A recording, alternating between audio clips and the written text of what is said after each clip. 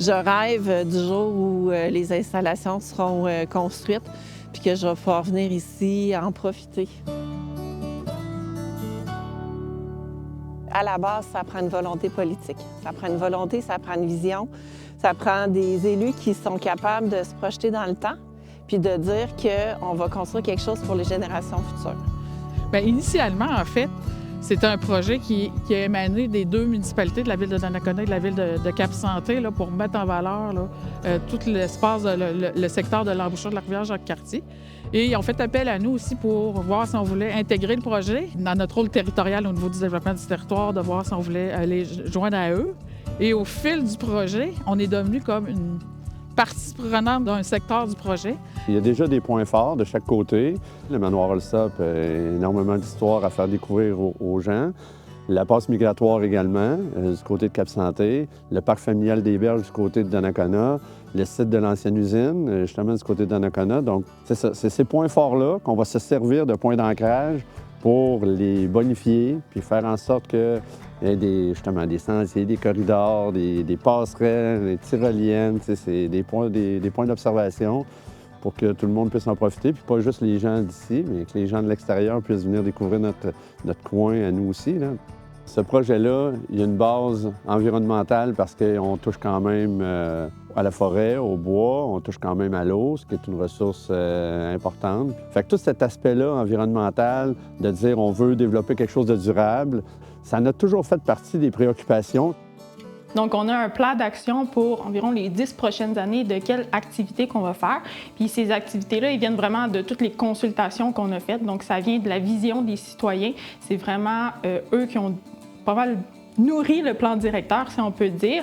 Et dans le fond, ça va nous aider pour les prochaines étapes, là, pour la mise en valeur. En 2013, on avait produit un rapport qui n'a pas beaucoup évolué à travers le temps, disons. Donc, c'est sûr que de le faire revivre, puis là, dans notre langage, on disait, bon, c'est un plan 2.0 qu'on a maintenant.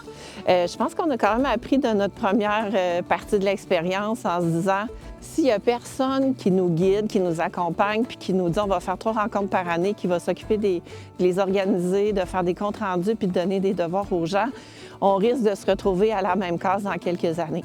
Et notre rôle principal, c'était un rôle de coordinateur. Donc, on pilotait le comité consultatif.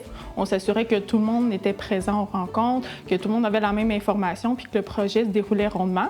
Mais on avait aussi d'autres rôles, notamment au niveau de la consultation et de la concertation. On a fait des consultations ciblées auprès de certains acteurs à l'embouchure. Il faut s'assurer qu'il y a une concertation politique des villes qui sont impliquées.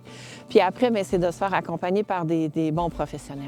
C'est les premières clés du succès là, que je recommanderais pour partir un projet d'envergure régionale quand même. Le but d'aller chercher des gens pour travailler en équipe, d'un, il y a l'acceptabilité sociale de tout ce projet-là. On est quand même des petites communautés. Donnacona, 7800, environ 3500, 4000 du côté de Cap-Santé de mémoire. Et le fait de pouvoir aller créer un comité comme celui-là, puis d'aller chercher des gens qui ont une connaissance du milieu, puis d'autres que ça fait pas si longtemps qu'ils sont dans le coin, mais qui ont des idées.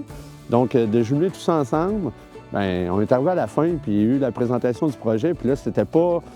On n'avait pas une levée de bouclier de la part des citoyens, des partenaires. Au contraire, les gens voyaient « Ah, wow, j'ai participé à ça ». Le fait d'avoir fait une démarche concertée et consulter le milieu, de le faire avec le milieu, ça, c'est gagnant, là. Ça, c'est gagnant. On implique la population, on va chercher leurs idées, on va chercher leur adhésion. C'est pas parce qu'on part de rien qu'on peut pas arriver à un grand projet. Il faut être optimiste.